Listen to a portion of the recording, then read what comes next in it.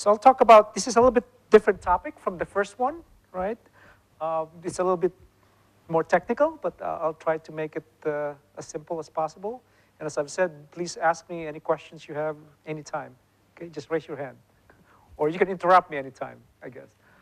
So I'm going to talk about economic experiments, the various types of experiment, and then the type of experiments that we really do for food marketing and policy research, okay? And then the two types of methods that I'll discuss today are the stated preference methods and the experimental auction methods, which is more of the non-hypothetical type method. Okay. So what is an experiment? You all have taken subjects in the hard sciences, like chemistry, right? And physics, and they do a lot of experiments. So it's a controlled investigation. And the objective here when we're doing experiments is we want to investigate the causal effect of a variable on an outcome measure, right? So we want to know if X causes Y, for example. Not just if X is correlated with Y, but the more important question is if X causes Y, right? So it's the causal relationship, not just the correlational relationship. So it's a way to create the ceteris paribus. So in economics, you've heard of this term ceteris paribus, right? All other things held constant, right? Conditioned by systematically collecting data according to an experimental design, right? So in chemistry, as I've mentioned, or other hard sciences, they do experiments by getting rid of all the things that need to be controlled, basically getting rid of all the dirt that would contaminate the experiment, right? So it's a very controlled environment. But how do we do this in economics then? So what is the key point that made experiments possible in economics, basically, and marketing? It's really this term here, randomization, right? So with randomization, we randomly assign our subjects or our respondents to groups, right?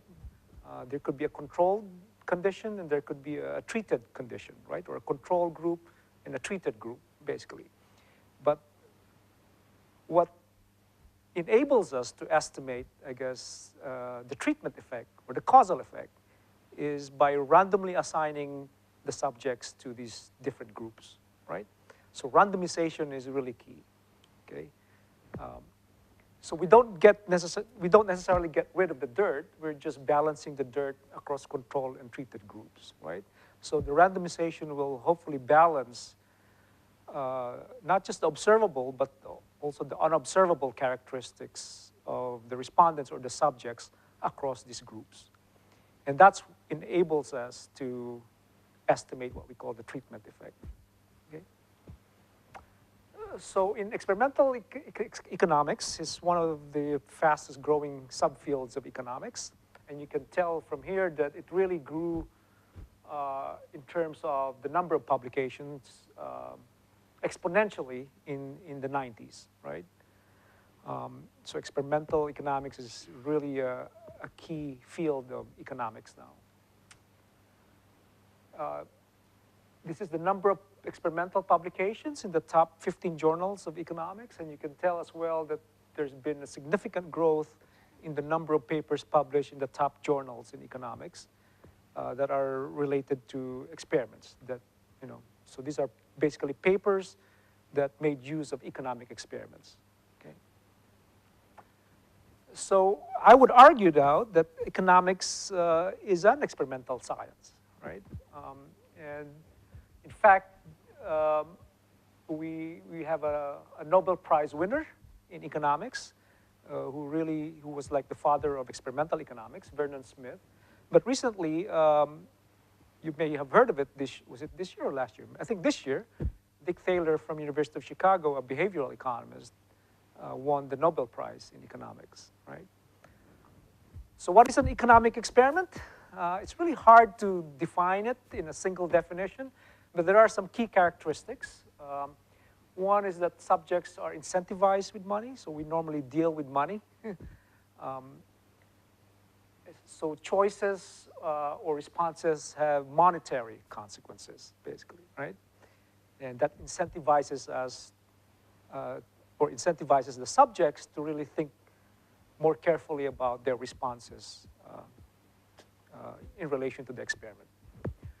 Full instructions must be used and available. So this is becoming very important these days, is this issue of replicability.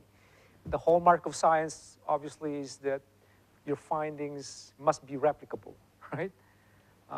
Because, you know, if they're not replicable, then it's not believable, basically, right? So there's been a lot of talk, not just in economics, but in other social sciences as well, about this issue of replicability. So it's important that we can replicate studies to make sure that we're really getting the truth, right, in our findings, and not just, you know, noise, basically. So full instructions are important, and in economics anyway, not necessarily in other social sciences, but in economics, deception is not allowed. So what do I mean by that? Deception is not allowed. What do you think about that? What do you think by deception? So if I'm doing an experiment on figuring out the effect of information about, what would be a good example looking? Well, let's say, so if we want to do an experiment about animal welfare, for example, if we want to know how people would value, or people's willingness to pay for animal welfare products compared to a conventional product, let's say cheese, right? So we have a conventional, you can buy conventional cheese, a regular cheese in a supermarket, but you could also potentially buy an animal welfare cheese, right? So what is an animal welfare cheese? Basically, the ingredients of that cheese come from cows that were raised in a more humane manner, right? Animal welfare, okay? So an example of deception, the problem with animal welfare is it's a credence attribute, right? You know what a credence attribute is? You can't really tell, well, generally, you can't really tell animal welfare cheese apart from conventional cheese just by looking at it, right? It has to be labeled for you to know that it's an animal welfare cheese, correct? So it's a credence attribute. So an example of a deception is when you tell your subjects or respondents that this cheese is animal welfare, when in fact it's not animal welfare cheese. That is deception. And really, if you think about it, it's not really ethical to do that, right? In any study, by lying, basically lying to your respondents or subjects that this particular good is animal welfare when in fact it's not. So that's an example of a blatant deception. Having said that, there's still a lot of discussion in economics about really what are the limits to these issue of deception, okay? But I'm not going to discuss that because it will take us an hour at least to discuss the various issues related to deception. Another characteristic, rules and mechanisms relating to choices must be clearly defined. So this is related to the issue of full disclosure and full set of instructions. And then although the first experiments strove to be context-free, many experiments these days are context-dependent. So that's one limitation of experiments. And what do I mean by context-dependent? So what do you think would be one context that results from experiments could be dependent upon? Anyone? Let's say we did the experiment here in Madrid, right? Let's go back to the animal welfare example. So I'm going to ask people here in Madrid how much are they willing to pay for an animal welfare cheese versus a conventional cheese. Okay, let's say we get some results. Let's say, how much is a typical cheese product per kilogram? A conventional one. Well, let's say 12 euros per kilogram, but then let's just assume that we get 20 euros from our subjects here in Madrid. 20 euros for animal welfare cheese compared to 12 euros for a conventional cheese. Now, the context, one context there is that we did it in Madrid, right? So I just came from Andalusia, so from Seville and Cordoba. So if I did the experiment in Seville, you think I'll get the same results? You don't think, Raquel, you don't think so? What's different between Seville, Sevilla, and Madrid? Why do you think we might not get the same results? I guess that's the question.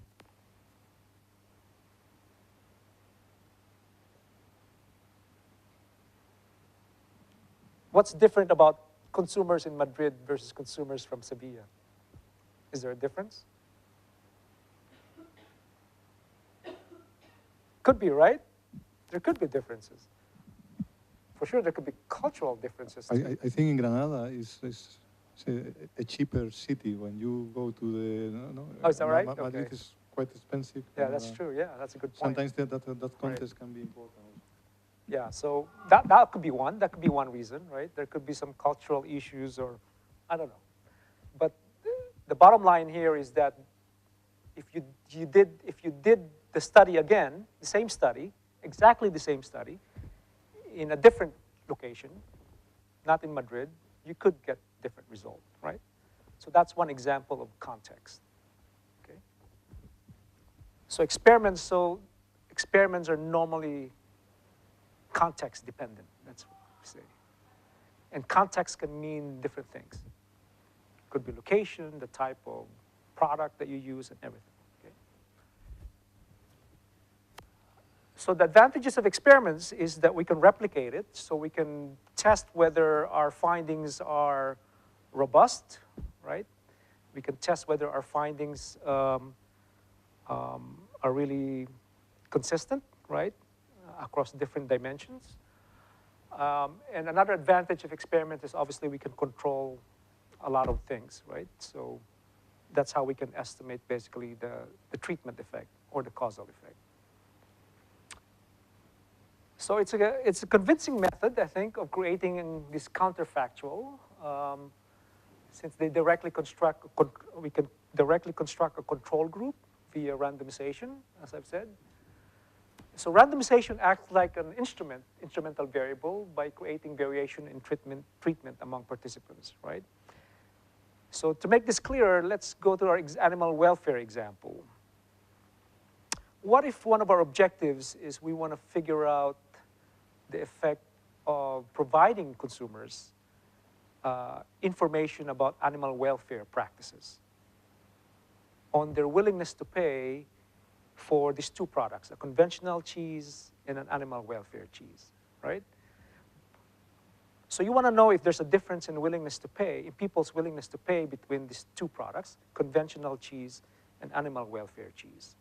But on top of that, what you're really interested in for marketing purposes and also for policy purposes is you want to know what the effect is of providing consumers information about what animal welfare really is all about, right?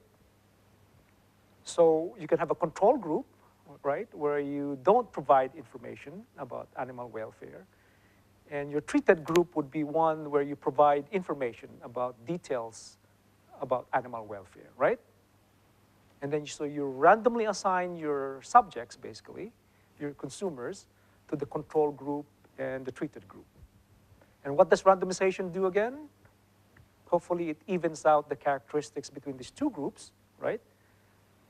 The control group and the treated group, so you can compare them in a more accurate way, right? Because if you don't do randomization, if you just let your subjects choose in which group they should belong, what's the problem with that? There's what we call the selection issue, right? So people may self-select to want to belong to one group over the other. And when there's self-selection, or if there's selection bias, you can't really accurately compare those two groups, because maybe the characteristics then of those two groups could be different. So what randomization does, by randomly assigning people to these two different groups, we hopefully can even out the characteristics of these people, of these consumers, or these subjects to these groups. And when they look the same, similar, then you can more compare them between each other, right? Does that make sense? Is that clear? Claro? So randomization is important. So in a typical experiment, as I've mentioned, we're really interested in this treatment effect. So going back to the animal welfare example, the difference in the willingness to pay of consumers between these two products, conventional animal welfare products, between the two groups, the control group without information and the treated group with information, the difference in the results between those two groups is really what your treatment effect is about, right? Right? So basically, it's this one here. So this is the outcome with the treatment, Y1, right? And this is the outcome without the treatment. So in our particular example, this would be an example of the average willingness to pay for the animal welfare cheese with information about animal welfare. And this is really the average willingness to pay of people that are in the control group, right, that were not given information. So the difference of that, now this is conditional on the people that participated in the experiment. P is equal to 1, right? That would be really an estimate of your treatment effect, which is this one. Okay? And the reason why we have this conditional issue here, this is conditional upon, we can only observe, we can only have data on the people who participated in the experiment, right? We only have data on those who were in the control group and those in the treated group. But those outside of our experiment, we don't know, right? We don't know we don't have data. So let's say you are my subjects, right? I recruited you, you're here. I'm gonna randomly divide you into two groups, one in the control group, one in the treated group, right? Now, I'll have data from both those two groups, from all of you, but I don't have data on those who did not participate outside of this room, right? So that's why we have this conditional expectation here. But think about how most lay people construct the estimate of a treatment effect. If you just ask randomly some person in Plaza Mayor, for example, how do you estimate the treatment effect? Most people will think of this way, right? It is the outcome in the treated group if you're exposed, right, to the treatment, conditional on the fact that you participated, minus the outcome when you were not treated and you did not participate in the experiment. But the problem with this is, once again, you'll have what we call this selection bias issue, right? So you can't really do that. This is really wrong, right? In the first place, you don't really have this, right? You did not really collect data on this, right? So to avoid this bias, as I've said, we do this randomization to identify the treatment effect. But remember, so I want to emphasize this treatment effect really occurs just over those people who participated in the experiment. So your results are really just from the people who participated in the experiment, right? Now, you're free to extend that outside of the experiment if you want, if you can really assume that the people in your experiment would behave similarly to the people outside of the experiment. Nobody can stop you from doing that, but that's a big assumption, right? So in food marketing, if we want to do an experiment in food marketing, going back to this animal welfare example again, right? And you really have to be clear what your target population is, right? Or your target market is before you do the study. So in our animal welfare example, what would be a good target population or target market?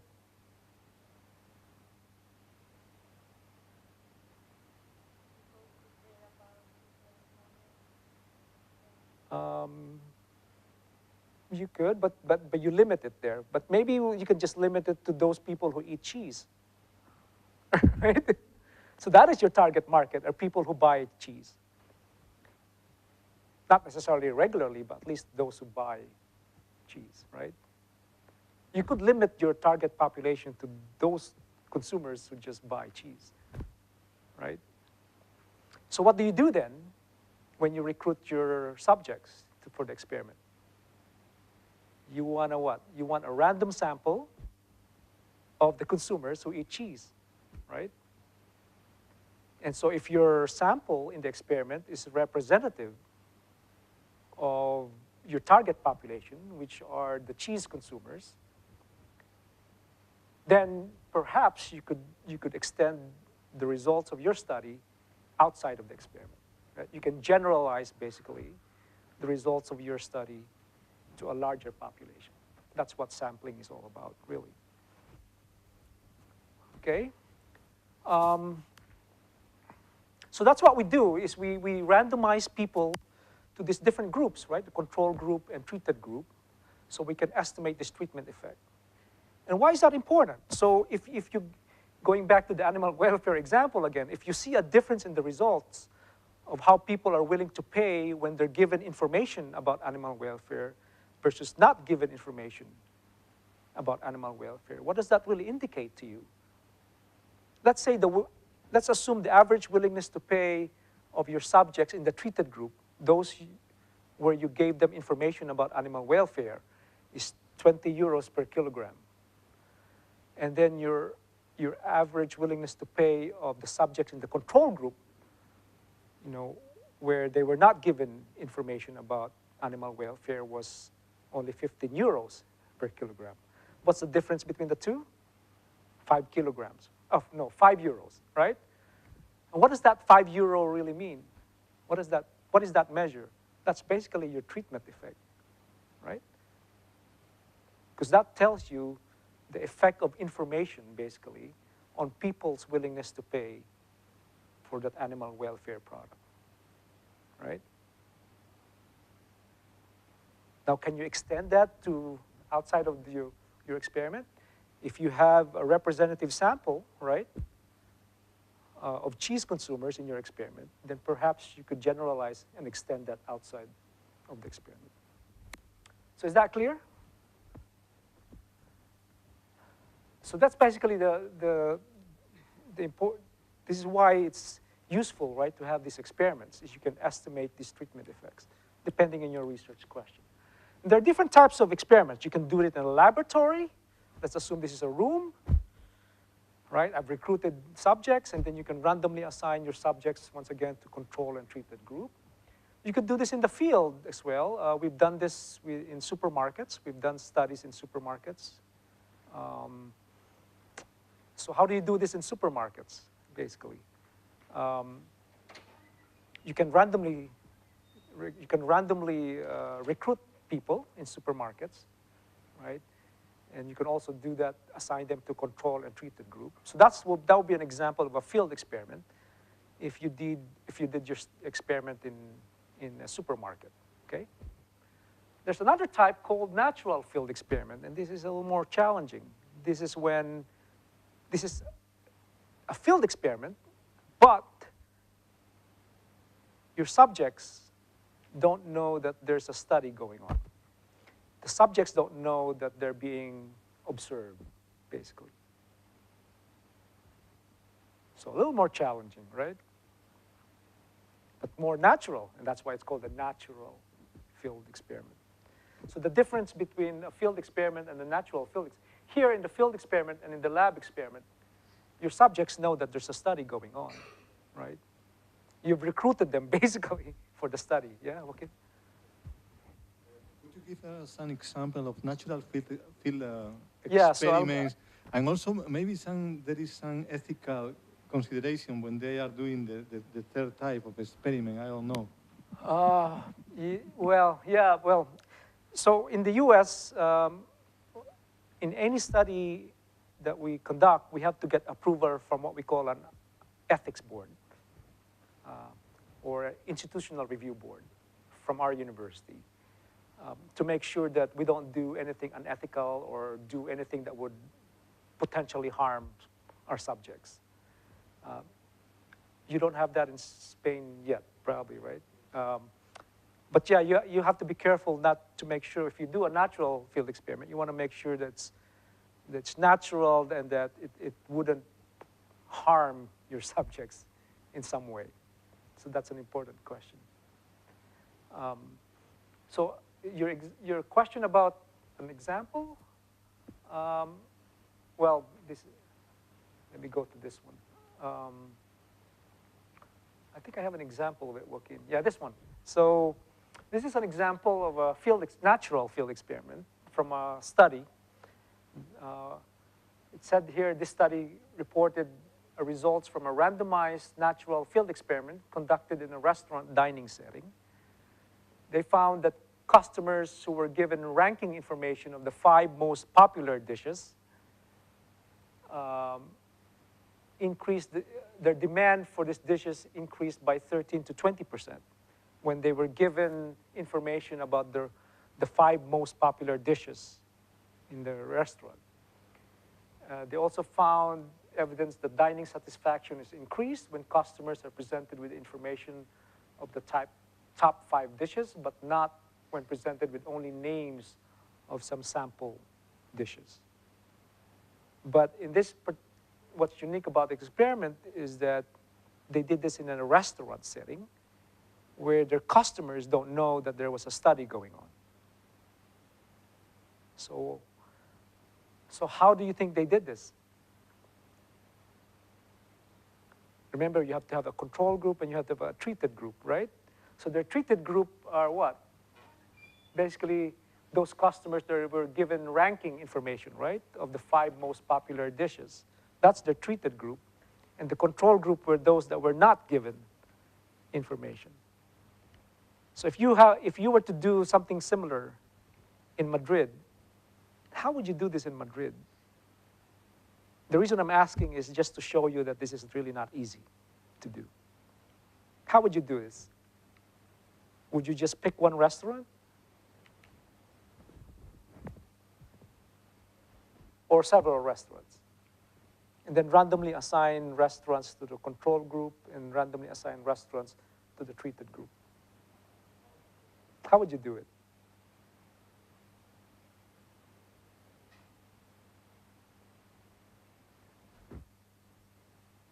Irene, how would you do it? Several restaurants, okay. And then, so let's say 10 restaurants in Madrid. Let's say 10. Okay, let's say 10. And then what? You're going to randomly pick 5 to be in the control group and randomly pick 5 in the treated group. Now, in the treated group, the customers are given information about the top 5 dishes, top 5 most popular dishes in that restaurant.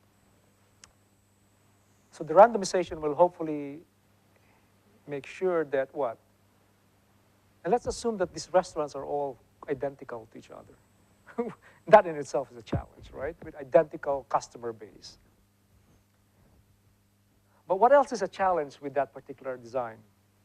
Remember, this is natural, meaning your subjects or these customers should not know or should not even suspect that there's a study going on, right? What's the challenge here?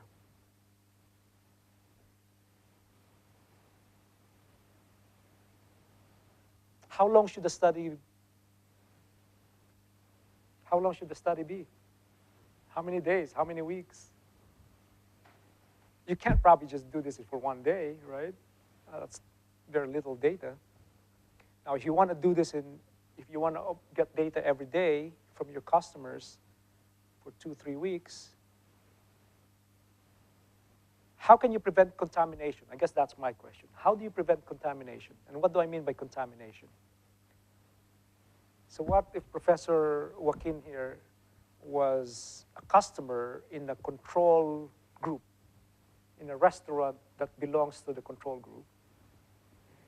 He went to the restaurant today, so no information, right, about the top 5 most popular dishes. But then suddenly, tomorrow, he goes to a restaurant that's in the treated group with the top 5 dishes. Worse, let's just reverse it. That's even, I think the reverse example is better.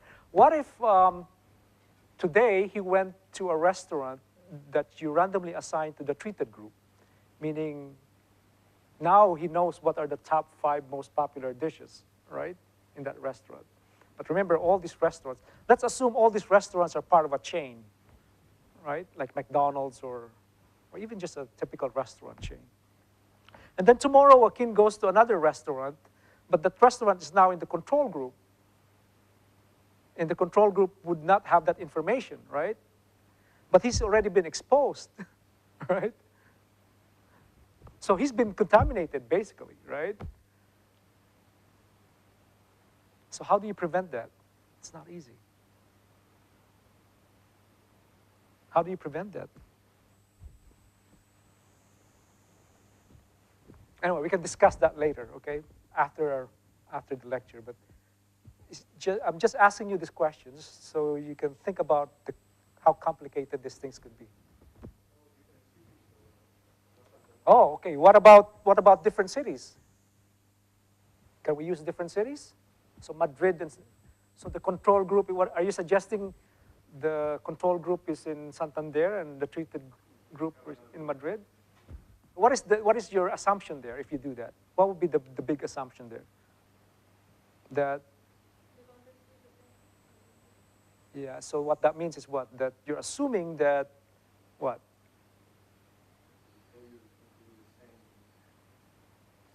That's similar, exactly, right? That these are basically identical cities, right, with identical customers of that restaurant. And that could be a big assumption to make. Right?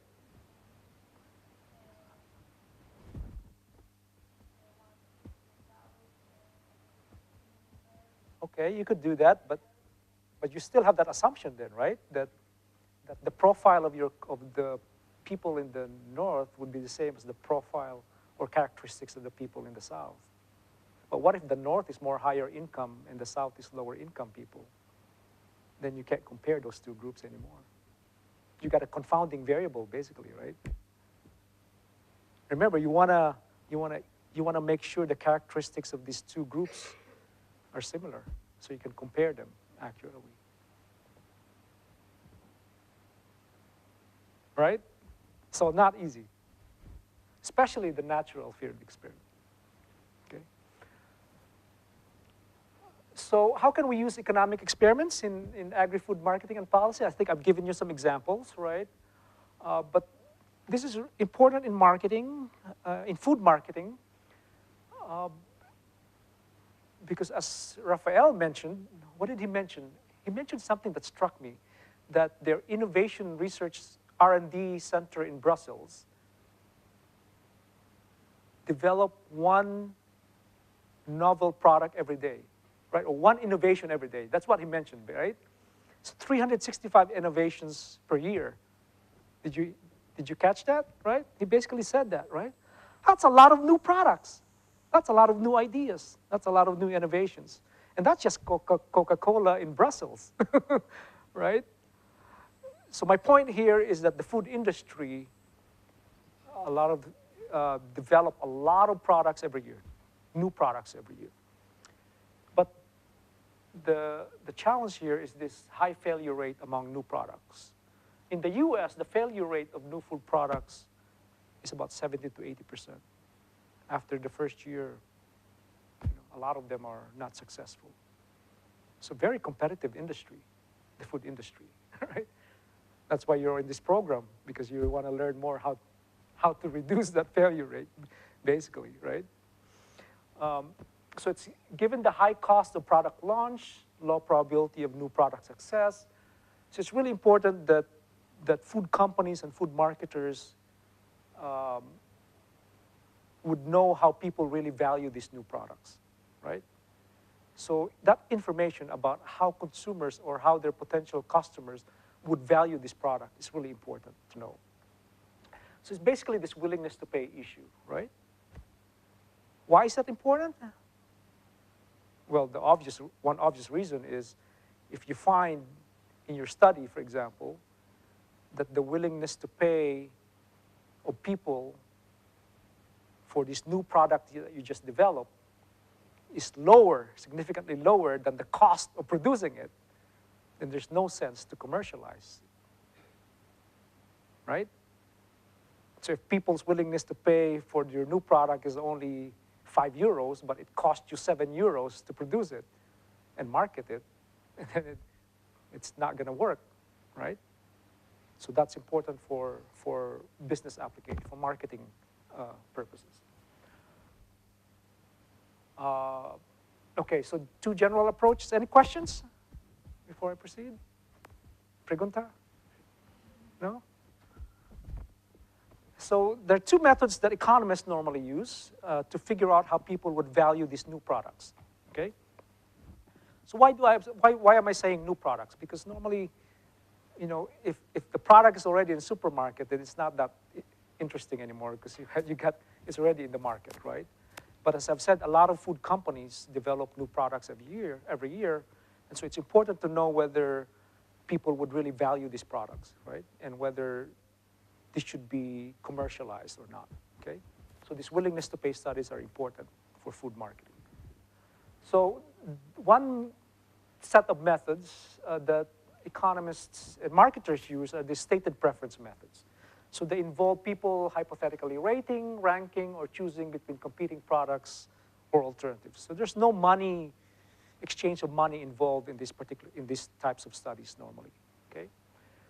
So these studies do not typically provide incentive for respondents to invest sufficient cognitive effort when thinking about their valuations decisions. So let's say this is the new product. Let's say this is a food product. I describe this product to you. I might let you taste this product first as well, since it's new. And then I ask you, how much do you think would you be willing to pay for this product? But I ask it in a hypothetical way. There's no commitment to buy it. I just want to know your willingness to pay for this product in a hypothetical situation, right? So the problem with this, it lacks the real economic commitment. Studies have found that people would overstate the amount they're willing to pay. In fact, some studies have found that people would say willingness to pay values that are 3 times higher than what they're actually willing to pay. So they might say, okay, I'm willing to pay €9 for this product, but in actually, when the product is already in the market, they're only willing to pay €3 for it. And that's a big gap, right? €3 and €9. That's a huge gap, okay? So it could then lead to this inaccurate pricing and product adoption decisions and sales forecasts, okay? So here's a quote from David Ogilvy, a marketing guru. I misspelled the last name. Customers don't know what they feel, don't say what they know, and don't do what they say. Market research is 3 steps removed from real behavior. It's basically a quote from him, right? So that's the issue with these stated preference methods, is they lack the salient economic commitment. Now, I'm not saying that all the time you'll get bad or biased results, not all the time, but on average, I think a number of studies have found that you tend to have what we call this hypothetical bias, right? The gap between what people say they will pay and what they will actually pay, okay? And some studies have found that that gap can be about 300%, okay, which is significant.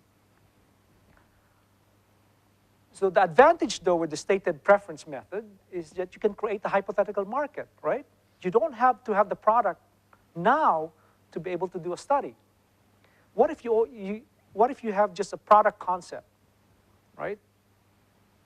So what if the food technologies in Coca-Cola's Brussels R&D center or innovation center came up with a new product idea?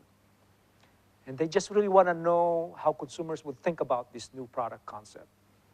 So they don't even want to produce it yet, or they don't even want to develop a prototype product. They just want to know. You can do that with stated preference method, right?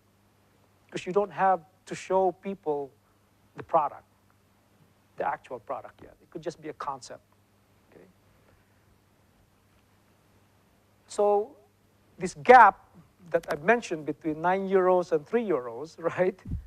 That's what we call the hypothetical bias issue. And that hypothetical bias can be quite large on average in many cases.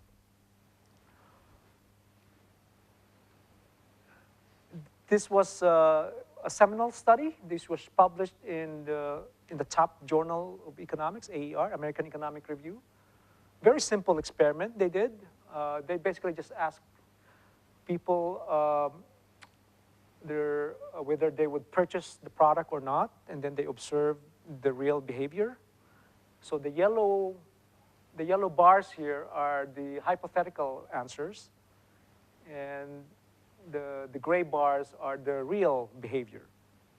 And see the gap here between the real and hypothetical are significant across 3 drastically different products, right?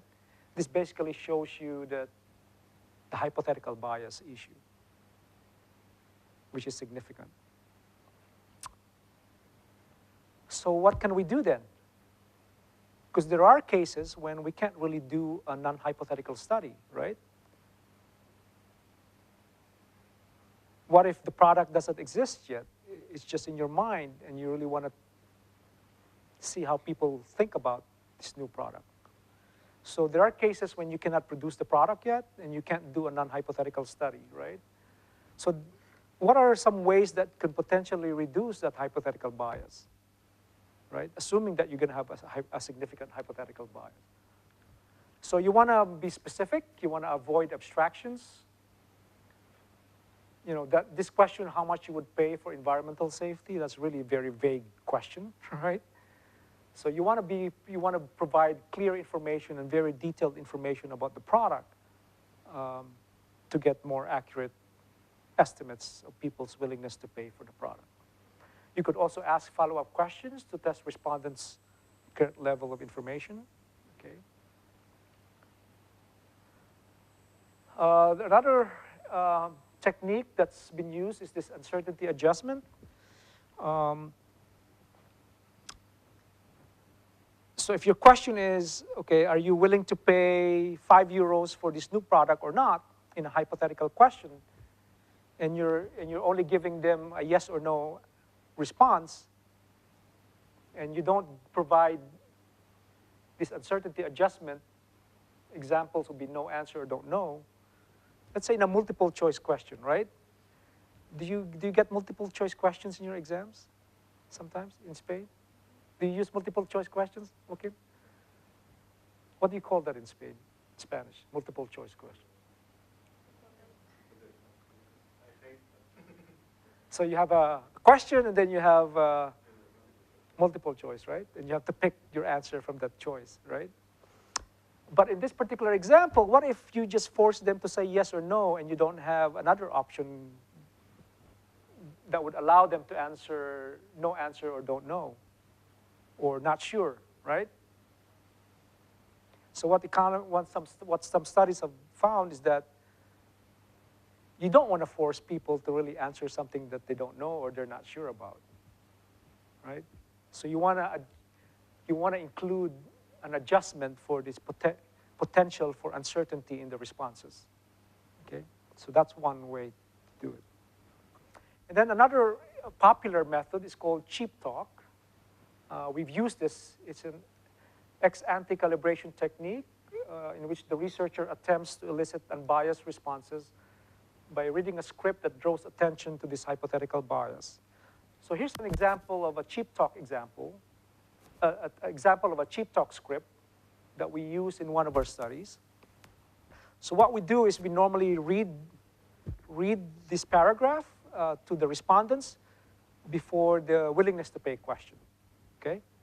So studies show that people tend to act differently when they face hypothetical decisions. In other words, they say one thing and do something different. For example, some people would state a price they would pay for an item, but when this item becomes available in a grocery store, they will not pay the price they said they would pay. There can be several reasons for this behavior. It might be that it's too difficult to measure the impact of a purchase in the household budget.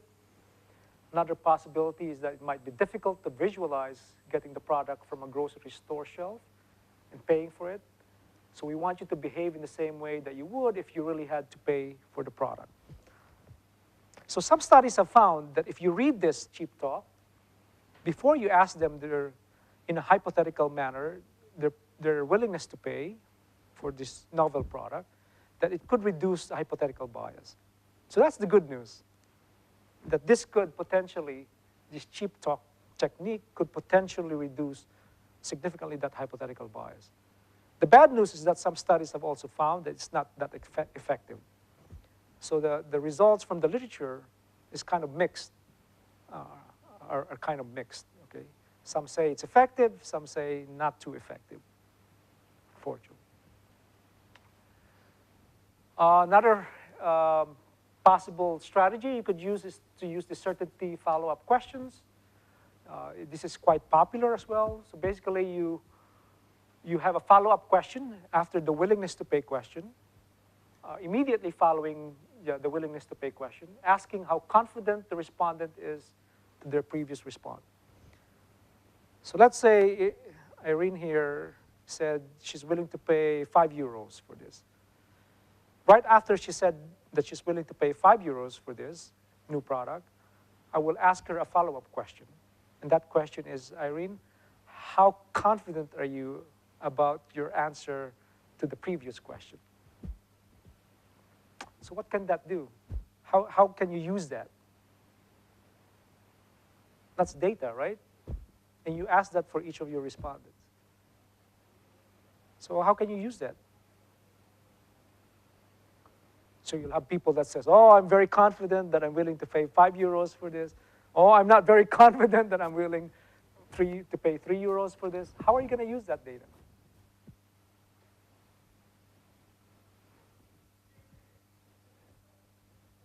How? Is that important to know? Yes? Why? Why more accurate? You mean?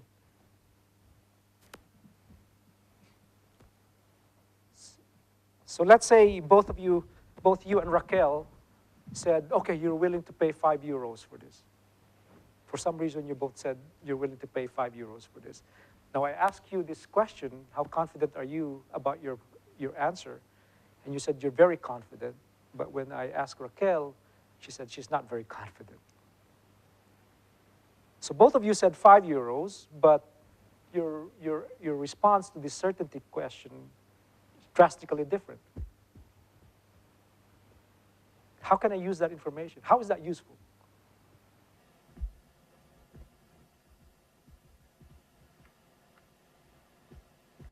To be more sure about, I mean, if the product is in the market, Yes. it said, I'm going to pay €5 for this product. Yes. And I said, then I'm pretty sure, I'm confident I would probably pay €5. Okay, while Raquel is, She she might not. That's true, right? So you could check if there's differences in results between those who were more confident about their response to the willingness to pay question and those who were not confident about the response, right? So you can check if there's difference in their willingness to pay values between those two groups as an example. And that's useful information, right? And it's up to you as a researcher or as a food marketer, how are you going to use that, okay?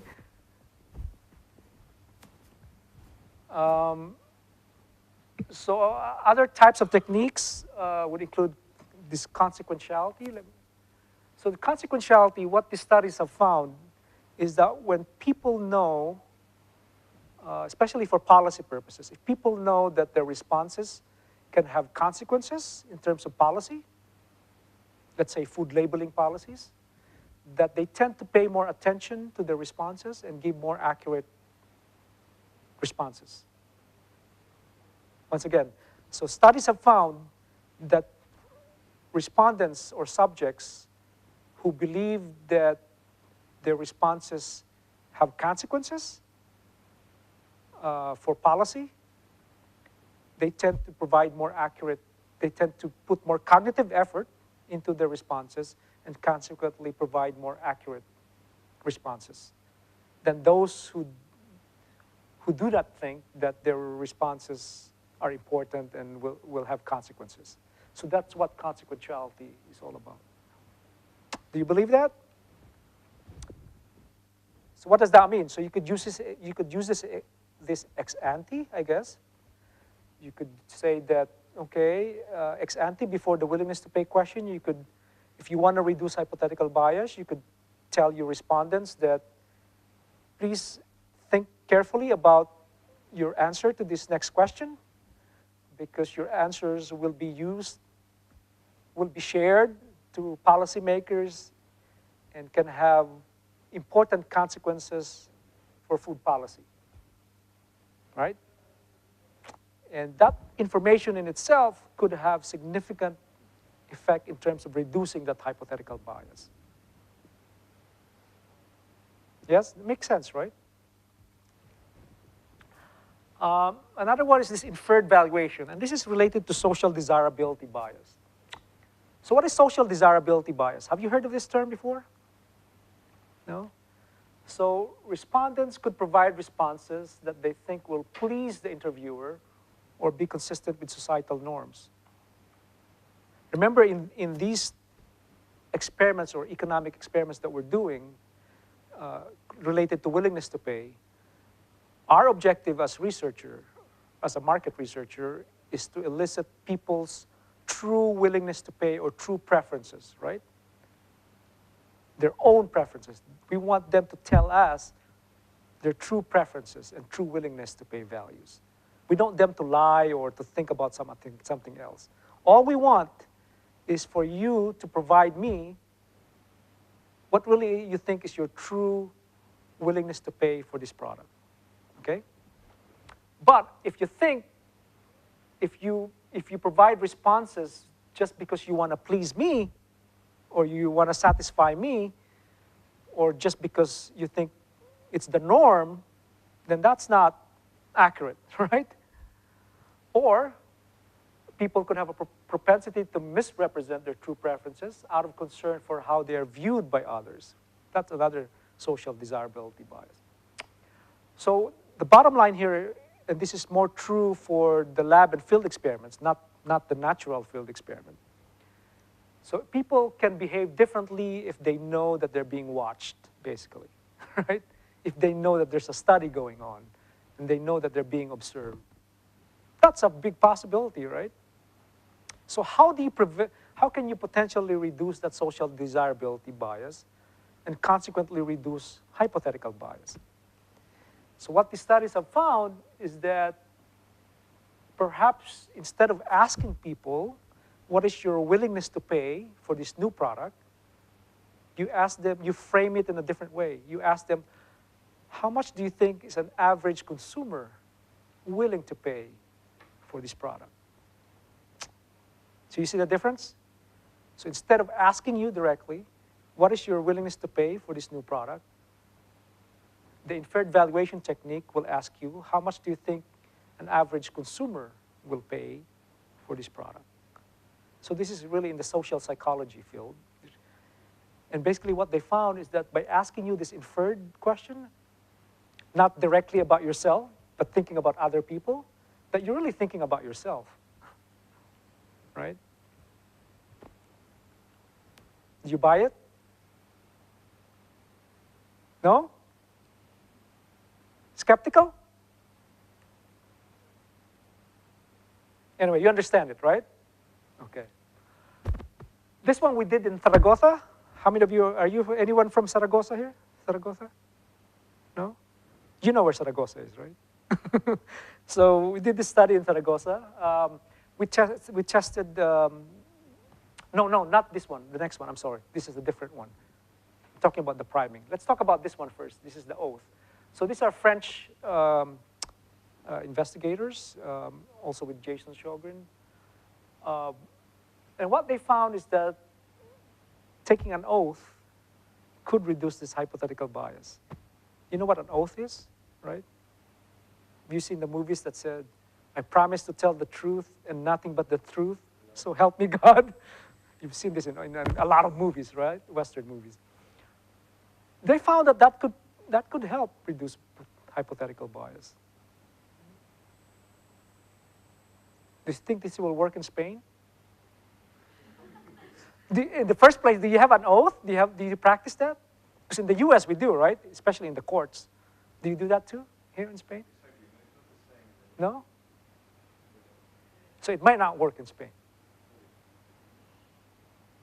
I did a similar talk in China last year or 2 years ago. They said, we don't really do an oath. Oh, politicians, okay.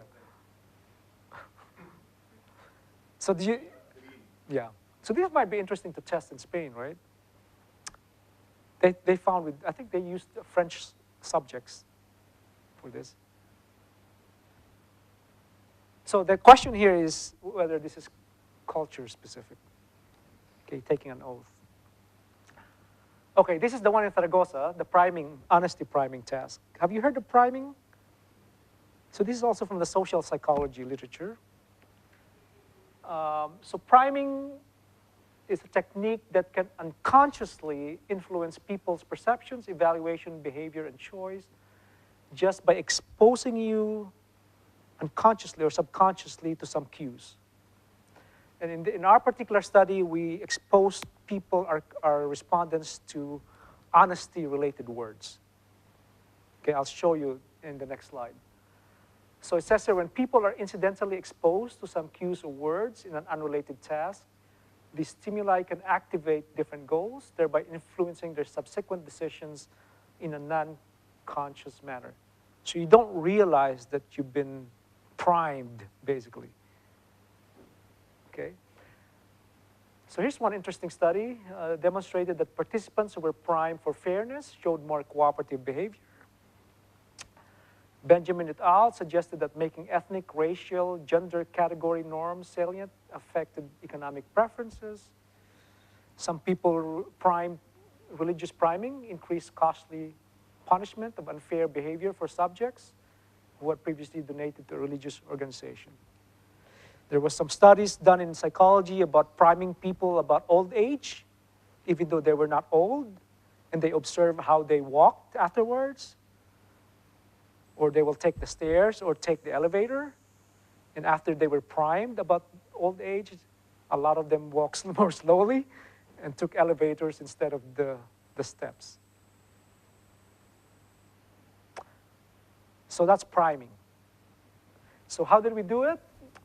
We basically used what we call these scrambled word technique.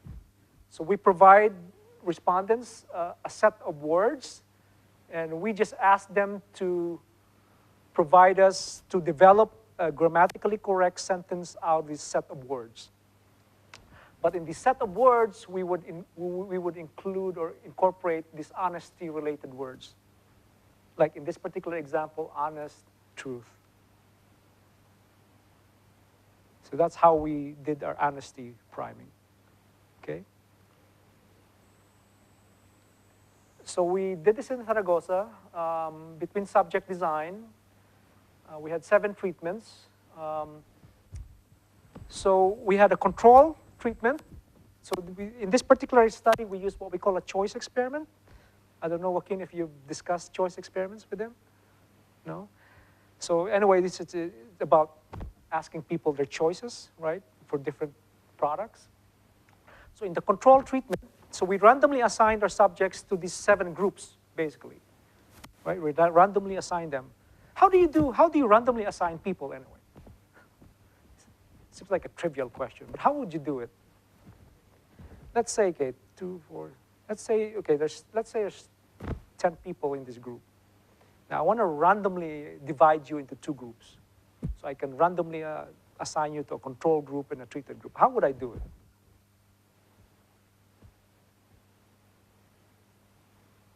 Come on, how would I do it? How would you do it? How would you randomly assign people? Can I say, okay, this is the line, This one will be control group, this will be treated group. Can I do that? Is that random enough? Really? What if people who want to sit over here think differently from people who want to sit over here? Or what if the people who sit in front are quite different from people who sit at the back? That's not randomization, right? So how would you do it? It's a simple question, but yeah.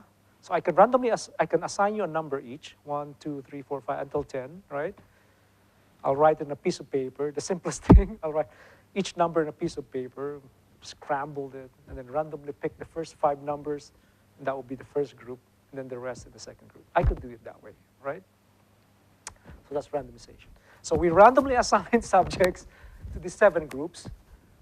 These are all hypothetical, meaning there's no exchange of products and money. And all of these last 3 are non-hypothetical, meaning there was an actual exchange of product and money. So if they actually chose a product, they would bring it home, but they have to pay us money. Okay, that's why it's called non-hypothetical. Here, this is our control group, basically. This is the one with cheap talk. We also wanted to test cheap talk. Remember the cheap talk paragraph, right? This is the honesty priming. What is neutral priming? Why did we want to test this? We basically added this treatment to make sure that if we found an effect on honesty priming, we want to make sure that it's not because of the priming technique per se, but because of the honesty priming technique, okay? And then we have these non-hypothetical treatments. This is control, this is with cheap talk, this is with honesty priming. So what do you think our results were? Yeah. Neutral priming? Yeah, so in the neutral priming, we did not include the honesty-related words. So remember? Yeah, I know, but when you go to the non-hypothetical, you don't use it. Well, we wanted to know if it will make a difference in the non-hypothetical situations. But what we found is, as you might expect, no difference. So no statistically significant differences in results between T5, T6, and T7, basically. Same results, which is what you would expect because they're all non-hypothetical, right? They're all involve real exchange of products and money. What we found, though, is that T3, our willingness to pay values from T3 were significantly lower, statistically significantly lower than T4, T2, and T1. And that the willingness to pay values from T3 are not significantly different from T5, T6, and T7. So what does that mean? That the honesty priming, at least in this particular study, reduced hypothetical bias because they were not different from the non-hypothetical treatments. Our assumption here, obviously, is that the non-hypothetical values are the closest to the true values, if ever there was what we call a true value, right?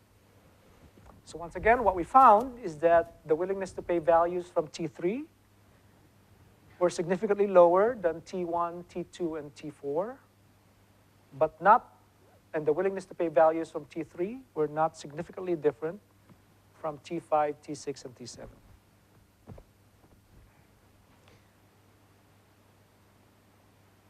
Questions? Pregunta? You understand? Irene, you have a confused look. No? Okay. Any questions? Now, normally, when I talk about auctions, these are the non-hypothetical methods now. I normally teach this in a week. In fact, from here, I go to Italy on Sunday and teach a short summer course in Bolzano on experimental auctions with 3 other colleagues. So we do this annually, normally in Italy, a short course. Our students are normally PhD students and young assistant professors or lecturers. But I'm going to just give you a crash course in the few minutes that we have left about what auctions are. So these are non-hypothetical. So in these auctions, we really use actual products. And if you win the auction, you have to bring home the product, but you have to pay me the market price. So if I was auctioning this new, let's assume this is a new food product. If you win the auction, you take this home, but you have to pay me the market price. And the market price is determined by the auction, depending on the type of auction. Okay? So let's assume it's a second price auction. So you are my subjects in this experiment. Okay? I'm going to ask you, I'm going to describe this new food product. Assume this is a food product. What would be a good example? Let's say animal welfare cheese. Going back to the example, right? Animal welfare cheese product. But before I ask you to bid on this, I'm going to explain to you that I really want you to think how you would value this product. Because what I want from you is your true willingness to pay for this product, right? I may give you information if I want to test the effect of information. I may even allow you to taste it, because in many studies, especially in food, for food products, taste is important, right? So I may have to let you taste conventional cheese and an animal welfare cheese. So you can tell if there's a difference in the taste. And then I'm going to ask you to bid, okay? Your willingness to pay for this product. So each of you will bid simultaneously your willingness to pay for this animal welfare cheese product. And in the second price auction, the top bidder wins the auction. But the top bidder will only pay not his or her bid, but will pay the second highest bid. Yes? So we separate what you bid from what you pay. So once again, in the second price auction, we only have one winner. 2 minus 1 is 1. The top bidder wins, but the top bidder gets the product and pays the second highest bid, right? So let's say you're the top bidder, you get this product, and if Raquel's bid is the second highest bid, you don't pay what you bid, you pay her bid, basically, right? So if you're your top bidder and you bid 5 euros for this, and the second highest bid is 4 euros, you get this product, but you pay 4 euros, not 5 euros, but 4 euros, the second highest bid. Another one is the nth price auction. So n can be any number between 2 and maximum number of people in your session or in your study. So let's say we have 10 people in your session. Let's say you predetermined, let's say n is equal to 5. So that means it's a fifth price auction. Now, the number of winners would be n minus 1. So if it's a fifth price auction, how many winners will there be? 5 minus 1 is 4. So the winners will be the top 4 bidders, but guess what the price they will pay? So each of them will get this product, and they will pay what? The nth highest bid, the fifth highest bid. Yes? So what if n is equal to 7? How many winners will there be? 6, right? 6 top bidders will get the product. Each will get the product. But each of them will pay what price? The 7th highest bid, basically. Okay, what if n is equal to 4? How many winners? 3, the top 3 bidders. And each of these bidders will pay the 4th highest bid. Again, we separate what you bid from what you paid. The random nth price auction, you don't predetermine that n. You randomly pick that n after the bidding. So that's the only difference. So you don't know the number of winners ahead of time. You as the researcher and the subjects don't know. So you bid for this animal welfare cheese product individually. And after the bidding, we're going to randomly pick a number. I'm going to randomly pick a number in front of you between 2 and 10, if there's 10 in the session. And then if I pick number 4, how many winners will there be? 3, the top 3 bidders, and they each will pay the 4th highest bid, right? So what's the difference between nth price and random nth? The only difference is in the random nth price, we don't predetermine that n. We randomly pick that n after the bidding. Okay? Now the BDM is the Becker-de-Groot-Marshak procedure. And this is really not an auction, technically. It can be done in a field setting on an individual basis, because this is how it works. I'm going to ask you to bid for this product, and I'm going to tell you that I'm going to randomly pick a price from this set of prices. I'm going to tell you the distribution of the prices, right, or the range of the prices. And if your bid is higher than this randomly picked price, you get the product, and you pay this randomly picked price.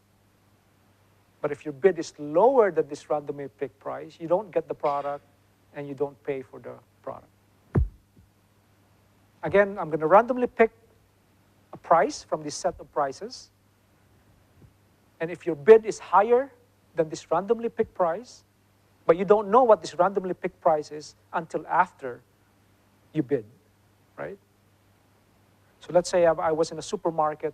I'm doing this study on animal welfare cheese. And then Professor Joaquin here was my first respondent. I'm going to ask him, okay, how much are you willing to pay for this animal welfare cheese? And then I'm going to randomly pick a price from this set of prices. And if his bid is higher than this randomly picked price, which he doesn't know until after, right, his bid, then he gets the product and he pays me the randomly picked price. But if his bid is lower than this randomly picked price, then he doesn't get the product and he doesn't have to pay anything. Yeah? I think that the subjects could have different strategies. Some could have the strategy of they would like to win, and maybe for some of the subjects, the good thing is to lose. Well, okay, so that's a good question. So why are these methods, theoretically at least, incentive compatible? We call them incentive compatible. Why do they provide you an incentive to give me your true values, your true preferences? Why are these incentive compatible? Why is your dominant strategy to reveal to me your true willingness to pay values? Basically, that's the question, right? So let me give you the simplest explanation I can give you is this. So let's just talk about the second price auction, because it's the simplest one. So what is second price auction again? What is the second price auction again? How many winners? 1. Who? The top bidder. And the top bidder pays the second highest bid, right? So let's see, let's say your true value is $200. This is a hypothetical example, right? And it's the simplest example we could give you.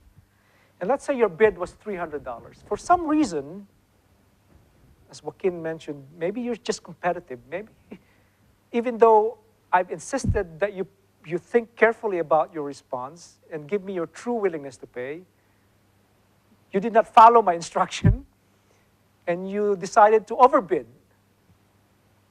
because you just want to win the auction, for example, right? And that could happen, right, if you don't really explain this well. So what if you decided to overbid? So instead of telling me your true value, which is $200, you bid $300. But in this particular case, let's assume that the other person's bid, or second highest bid, is $250. So do you win this auction? This is the second highest bid. So you win the auction, right? But why are you sad? Why are you sad? Why? You paid more than your true value, exactly, right? So you only value this product for $200 or €2, right? you're the highest bidder, so you won, you get the product, and you pay the second highest bid, which is $250. So you're sad because you paid basically $50 more than your true value for this product. That's the case of overbidding, right? Is that clear? How about here, in this case? What if you decided for some reason you want to underbid? Not really give me your true value, but you underbid. Yeah? You bid lower than your true value. So your true value is 200, you bid 100. It happens that the highest bid is 150, right? So do you win in this auction? No, you don't win in this. Why are you sad? Why are you sad? ¿Por qué? Huh? Because? Yes? You would have won, right? If you bid your true value, you would have won and you would have paid how much? So if you bid your true value, you would have won because you're higher than 150. And you would have only paid what? 150, right? And so you would have been happy if you bid the true value, which is basically this case here, right? So why is this guy happy? Because he bid your true value, right? And the second highest bid is 150, so he wins the auction. But why is he happy? Because he valued this product for $200, and yet he only paid how much? 150, right? Just a question. After the statement, you're going to ask to the respondent or to the winner if he's happy or unhappy? I mean, you could, I guess.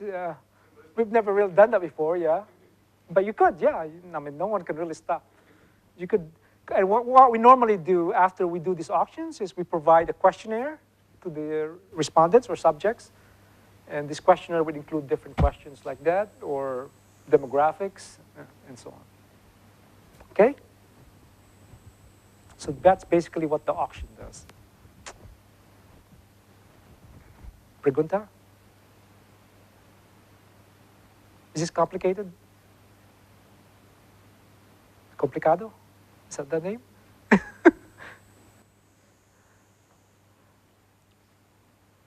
you have any questions? So have you done auctions? No. Not yet? Anyway, here in our school, we have a professor that is Carolina Chaya, Okay. and she's doing basically sensory analysis. Okay. And then in some of on the consumer panels, they are using some auctions. I think it's a very interesting technique. Yeah, we've done that too, combined sensory and auction. Remember, the objective here is different from the auctions that you see in the movies. What is the objective in those auctions that you see in the movies? Especially those art auctions, right? Where they auction art or valuable pieces. What's the objective in those auctions? How are those different from these types of auctions that we do where our objective is to figure out people's willingness to pay? Here, our objective is what? We want to elicit people's true willingness to pay for the product of interest, right? The objective in those other type of auctions that we see in the movies is what? To maximize revenue, basically, right? So if I have a really unique product, like expensive painting, if I'm auctioning it, my objective is to get the highest price possible for this product, right? Not here. Our objective is to get from each of you, not just from the winners, from each of you, your true willingness to pay for the product. Because that's the data that I want. That's the data that I analyze. I don't really care who the winner or winners are. I don't really care what the price they paid. What I care are the bids from you. That's my data that I use in the analysis. So just keep that in mind. I think anyway, it's very interesting the relationship between new product development, and right now I think it's very important and to have really information about the consumer willingness to pay after taking the decision about launching or not the new product. I think it's very important. You know, we have right now a challenge that we are working about cultured meat. I think I didn't know very well, but this product that's not in the market right now. And right now, to try to understand the willingness to pay for something that is not in the market is really difficult, because I think that I understand that the auctions is not available. It's not a technique you can use in these situations. If you don't have the product, in these auctions, you need to have the actual product. Actual product, no? By the way, before I proceed, I want to acknowledge the source of this slide, because I thought this was really, it's a colleague from the Netherlands. It's a private company, basically, that came out with this simplest example. But yeah, in auctions, you need to have to auction the actual product, right? So you need to develop the product. You have to have the product, actually. So that's a disadvantage with the auction, is you need to have the actual product. Anyway, I think that to have some information, despite the hypothetical bias, is better than not having any information. I think about you really, I think that about, for instance, to keep going with the development process, or to anticipate what is going to be this is going to be worthy to launch the new product to the market or not. So that's why if you don't have the actual product yet, your only course of action is to use a stated preference method. And so if you want to do that, then you just be cognizant of the fact of the potential for hypothetical bias. And so you may want to use or test one of those techniques that we've discussed today, right? Like the cheap talk, or those various techniques that we discussed that could potentially reduce, not necessarily eliminate, but significantly reduce, hopefully, hypothetical bias. I don't know if you have any question. I think it's okay. Then I would like to thank Thank you, Professor Rodolfo. Muchas gracias.